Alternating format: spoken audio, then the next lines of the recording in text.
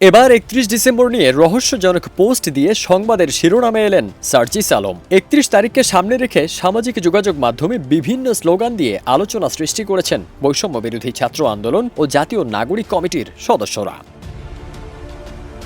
২৮ December রাত থেকে ফেসবুকে এই ক্যাম্পেইন চালাচ্ছেন তারা। জানা গেছে আগামী ৩১ ডিসেম্বর বিকেল ৩টায় কেন্দ্রীয় শহীদ মিনার থেকে আনুষ্ঠানিকভাবে জুলাই বিপ্লবের ঘোষণাপত্র প্রকাশ করবে বৈষম্য বিরোধী ছাত্র আন্দোলন ও জাতীয় নাগরিক কমিটির সদস্যরা। এদিকে উপদেষ্টা আসিফ মাহমুদ তার ব্যক্তিগত ফেসবুক থেকে লিখেছেন, কমরেডস, নাও অর নেভার। জাতীয় নাগরিক কমিটির সদস্য সচিব আখতার হোসেন তার ব্যক্তিগত ফেসবুকে লেখেন, এবছরই হবে ৩১ ডিসেম্বর, ইনশাআল্লাহ।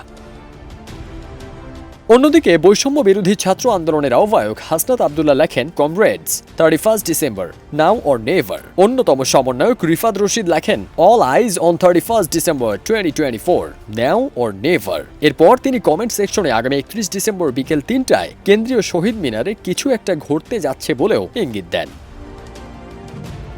একই সঙ্গে বৈষম্য বিরোধী ছাত্র আন্দোলন ও জাতীয় নাগরিক কমিটির সঙ্গে যুক্ত থাকা অন্যান্য সদস্যরাও একই বিষয় নিয়ে প্রত্যেকের ফেসবুকে পোস্ট করে যাচ্ছেন।